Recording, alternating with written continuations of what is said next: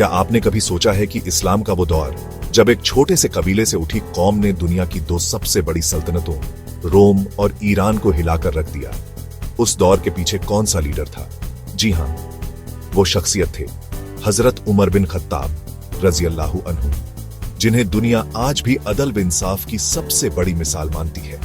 हजरत उमर रजी अल्लाह अन्हु का जन्म 583 ईस्वी में मक्का मुकर्रमा के मशहूर कबीला कुरैश की बानी अदी शाखा में हुआ। आपके वालिद का नाम खत्ताब बिन नुफैल और वालिदा का नाम हंतमा बिन्त हाशिम था। बचपन से ही आप बलशाली, तगड़े और बुद्धिमान थे। घुड़सवारी, कुश्ती और तीरंदाजी में माहिर थे। साथ ही पढ़ना लिखना भी सीखा, जो उस जमाने में बहुत दुर्लभ था। शुरुआत में हजरत उमर रजी अल्लाह अन्हु इस्लाम के दुश्मनों में से थे, लेकिन अल्लाह के रसूल सल्लल्लाहु अलैहि वसल्लम की दुआ थी, ऐ अल्लाह, इस्लाम को उमर बिन खत्ताब या अब्बू जहल के जरिए मजबूत फरमा। एक दिन जब आपने सुना कि आपकी बहन और जीजा इस्लाम कबूल कर चुके हैं और सूरत ताहा की तिलावत कर रहे हैं, तो गौस्से में उनके घर पहुंचे। लेकिन जब आयतों को सुना तो दिल पसीज गया। तुरंत रसूल सल्लल्लाहु अलैहि वसल्लम के पास जाकर कलिमा पढ़ लिया।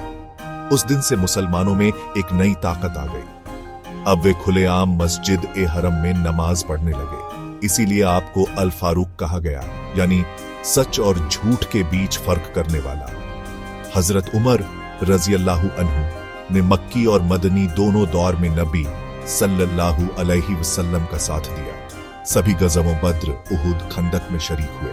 आपकी बेटी हजरत हफ्सा रजी अल्लाह अन्हा का निकाह रसूल सल्लल्लाहु अलैहि वसल्लम से हुआ, जिससे रिश्ता और भी करीबी हो गया। रसूलुल्लाह सल्लल्लाहु अलैहि वसल्लम के इंतकाल के बाद सबसे पहले हजरत अब्बू बकर सिद्दीक रजी अल्लाह अन्हु खलीफा बने। उनके वफात के बाद 634 ईस्वी में हजरत उमर रजी अल्लाह अन्हु खलीफा चुने गए। आपका लाक़ब रखा गया अमीरुल मोमिनीन, मोमिनों के सरदार। हजरत उमर रजी अल्लाह अन्हु ने वो काम किए जो आज तक दुनिया याद करती है। हिजरी कैलेंडर की शुरुआत की, बैतुल माल खजाना ए इस्लाम कायम किया, हर सूबे में काजी यानी जज तैनात किए, मुफलिस और गरीबों के लिए वजीफा मुकर्रर किया, सिपाहियों के लिए दीवान रजिस्टर बनाया। आपकी हुकूमत में अगर कोई गवर्नर गलती करता तो उसे हटाया जाता। यहां तक कि खुद खलीफा होने के बावजूद आप आम लोगों की तरह रहते, सादा कपड़े पहनते और गली गली हालात देखने निकलते। हजरत उमर रजी अल्लाह अन्हु के दौर में इस्लामी सल्तनत की हदें बेहद बढ़ गईं। ईरान, सासानी सल्तनत पूरी तरह फतह हो गया। शाम और बैतुल मुकद्दस यरूशलेम इस्लाम के कब्जे में आया। मिस्र, इजिप्ट भी इस्लामी सल्तनत का हिस्सा बना। इतना बड़ा इलाका किसी भी हुकूमत ने इतने कम समय में नहीं फतह किया था। हजरत उमर रजी अल्लाह अन्हु बहुत सादा जिंदगी जीते। कभी कभी सिर्फ खजूर और पानी से गुजारा करते। रातों को रोते हुए नमाज में खड़े रहते। आप कहते, अगर फौरात नदी किनारे एक कुत्ता भी भूखा मर जाए तो उमर से क़यामत के दिन सवाल होगा।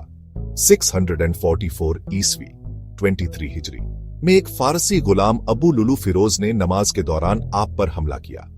3 दिन तक जख्मी हालत में रहे और फिर शहीद हो गए। आपको हजरत अबू बकर रजी अल्लाह अन्हु और रसूलुल्लाह सल्लल्लाहु अलैहि वसल्लम के करीब दफन किया गया, मस्जिद ए नबवी में। हजरत उमर रजी अल्लाह अन्हु का दौर इस्लाम का सुनहरा दौर कहलाता है। आपकी हुकूमत को अदल और इंसाफ की मिसाल माना जाता है। आज भी दुनिया के गैर मुस्लिम हुक्मरान आपकी मिसाल देते हैं कि एक सच्चा लीडर कैसा होना चाहिए। हजरत उमर रजी अल्लाह अन्हु की जिंदगी हमें सिखाती है कि हुकूमत ताकत से नहीं, बल्कि इंसाफ, सादगी और अल्लाह का डर दिल में रखने से चलती है। दुआ है कि अल्लाह ताला हमें भी हजरत उमर रजी अल्लाह अन्हु जैसी सच्चाई और इंसाफ की राह पर चलने की तौफीक अता फरमाए।